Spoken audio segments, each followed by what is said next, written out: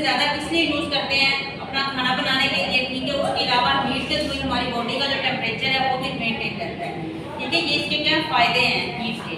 उसके अलावा देखें, heat is also needed in various industrial processes. बहुत से इंडस्ट्रियल प्रोसेस है जहाँ पे हीट का होना बहुत ज़रूरी है, हीट की वजह से हो रहे होते हैं, ठीक है। जिस तरह से हम खाना बनाते हैं तो खाना बनाने के लिए जो आग है या हीट है उसका होना बहुत ज़रूरी है। इस तरह से इंडस्ट्रियों में भी आप देखते हैं तो बहुत सी इंडस्ट्रियाँ ऐसी हैं जहाँ पे हीट का होना बहुत ज़रूरी है। आगे देखें जरा, how to protect ourselves from high as well as low temperature needs knowledge of heat travels. अब वो क्या कह रहे हैं कि हमें अपने आप को प्रोटेक्ट करने के लिए हाई टेम्परेचर से और लो टेम्परेचर से प्रोटेक्ट करने के लिए जो हीट है उसका नॉलेज होना बहुत ज़रूरी है, ठीक है। तो हीट की जो डेफिनेशन यहाँ पे आएगी, क्या आएगी? Heat is a form of energy, ठीक है। हीट की डेफिनेशन क्या आएगी? Heat is a form of energy.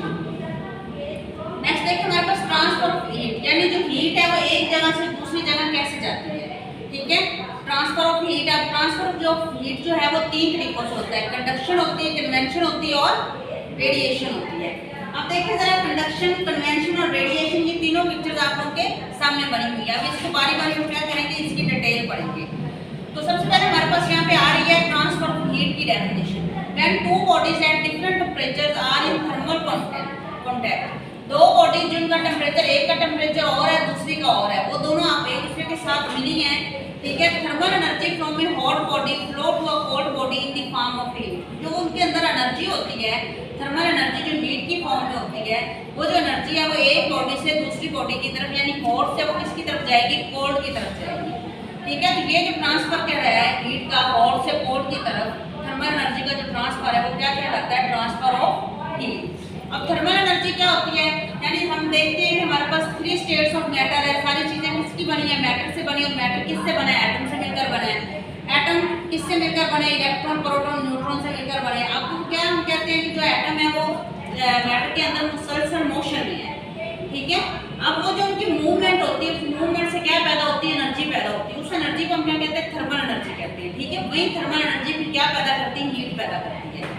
वही वो बात कर रहे हैं कि थर्मल एनर्जी का ट्रांसफर होना हॉट से कोल्ड की तरफ क्या कहलाता है? ट्रांसफर ऑफ हीट कहलाता है, ठीक है। Transfer of heat is a natural process. ये एक नेचुरल प्रोसेस है।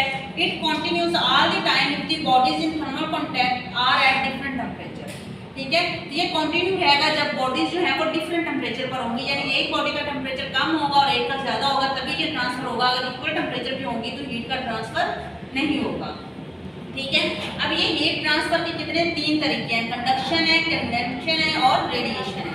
तो आज हम थोड़ा सा कंडक्शन की डिटेल पढ़ेंगे कि कंडक्शन क्या है, कंडक्शन कैसे होती है। अब कंडक्शन की जो प्रॉपर डेफिनेशन है ये बॉक्स में आप लोगों के सामने है। Mode of transfer of heat, ठीक है।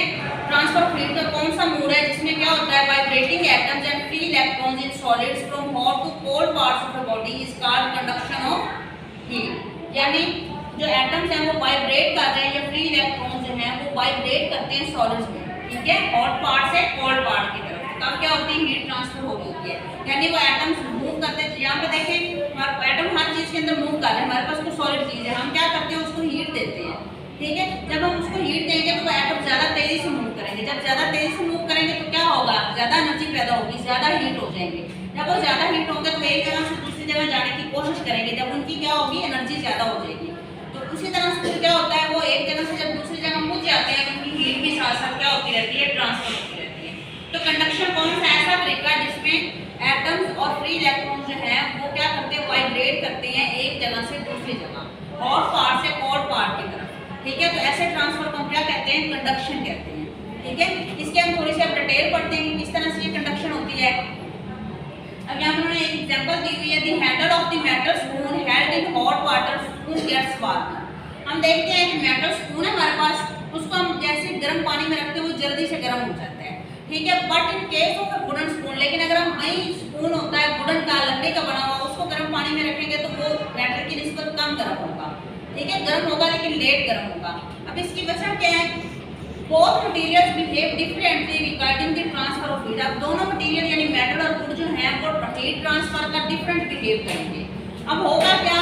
यानी जो मेटल है उसके अंदर फ्री इलेक्ट्रॉन्स हैं, इलेक्ट्रॉन्स फ्री हैं उसके अंदर, वो आराम से क्या कर रहे हैं? मूव कर रहे हैं। अब वो आराम से जब मूव कर रहे हैं बहुत तेजी से फ्री इलेक्ट्रॉन्स, उनके अंदर हीट ट्रांसफर इसलिए जल्दी हो गई है लेकिन उसके निस्बत में अगर हम वुड देखें तो वुड के अंदर जो इलेक्ट्रॉन्स है वो क्लोजली पैक्ड है, ठीक है, एक दूसरे के साथ पैक है, वो उतनी तेजी से मूव नहीं कर रहे। उस मूवमेंट ना होने की वजह से जो वुडन है उसके अंदर जो हीट का ट्रांसफर है वो कम होगा, ठीक है, और लेट होगा, वो टाइम लेगा। यही वजह उन्होंने आगे बताई हुई है। Both metals and non metals conduct heat, both metals और नॉन मेटल्स दोनों कंडक्ट करते हैं हीट को, ठीक है। Metals generally better conductor than non metals, लेकिन जो मेटल है वो बेटर कंडक्टर है, अच्छा कंडक्टर है नॉन मेटल के मुकाबले में। जिस तरह से हमने ऊपर बात की है मेटल है वो क्या है, अच्छा कंडक्टर है, उसके बदले में जो नॉन मेटल वुड है वो क्या है, इतना अच्छा कंडक्टर नहीं है, ठीक है। तो अब देखते हैं आगे उन्होंने रीजन लिखी हुई है, in solids atoms and molecules are packed close together. Solid में क्या होता है, एटम और मॉलिक्यूल जो होते हैं एक दूसरे के बिल्कुल क्लोज होते हैं, ठीक है। They continue to vibrate about their mean position, आपको मूव तो कर रहे हैं, ठीक है, मूवमेंट तो उनके अंदर है ही है, लेकिन वो क्या कर रहे हैं कि अपनी पोजीशन के इर्द गिर्द ही, ठीक है, टू एंड फ्रो मोशन में इधर उधर बस मूव कर रहे हैं, अपनी मेन पोजीशन के इर्द गिर्द ही मूव कर रहे हैं, एक जगह से दूसरी जगह नहीं जा रहे, ठीक है। अब आगे देखिए what happens when one of its and is heated, तो क्या होगा जब उसका एक एंड जो है वो क्या हो जाएगा, हीट हो जाएगा। द एटम्स और molecules present at that end begin to vibrate more rapidly.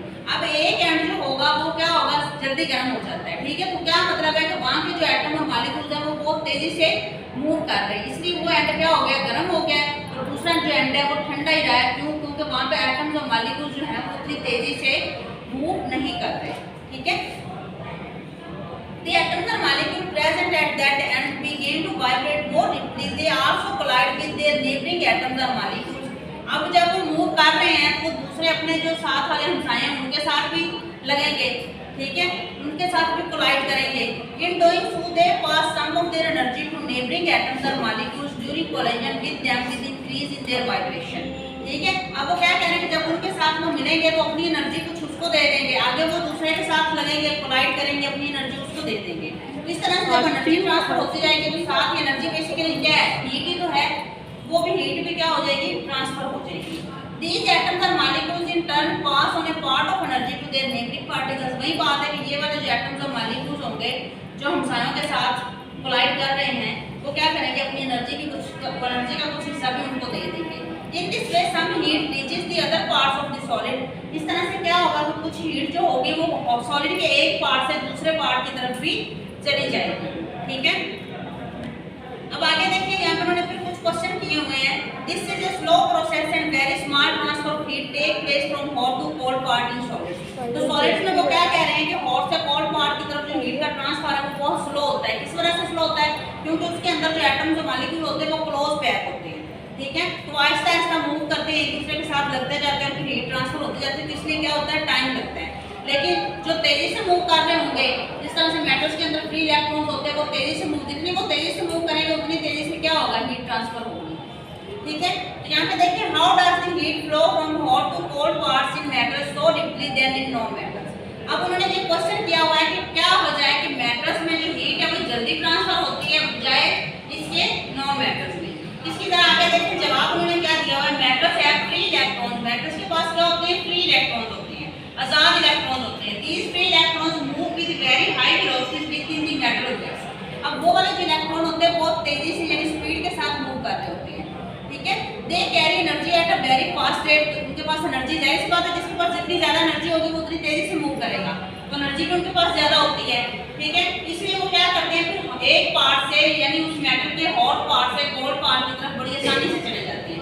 इस तरह से मेटल्स में जो है वो हीट ट्रांसफर जल्दी हो जाता है बजाय इसके नॉन मेटल्स के। नॉन मेटल्स में क्या होते हैं, फ्री इलेक्ट्रॉन्स नहीं होते, इलेक्ट्रॉन्स होते हैं लेकिन वो फ्री नहीं होते। फ्री ना होने की वजह से क्या होता है, तो वो मूव तो करते हैं लेकिन तेजी से नहीं कर पाते, ठीक है। तो ये इस क्वेश्चन का क्या आंसर है। अब नीचे देखिए आपके सामने पिक्चर्स बनी हुई हैं, उन्होंने एक मोमबत्ती बनाई हुई है, यहाँ पे देखेंगे एक हॉट पार्ट आपको उसको हीट कर रही है, उसके एक हिस्से को दूसरे हिस्से की तरफ क्या है कि हीट ट्रांसफर हो रही है। सेम है अगली देखें, उसमें क्या है, फ्री इलेक्ट्रॉन्स है, और फ्री इलेक्ट्रॉन्स जो है वो क्या कर रहे हैं, बहुत तेजी से मूव कर रहे हैं। ये क्या हो रही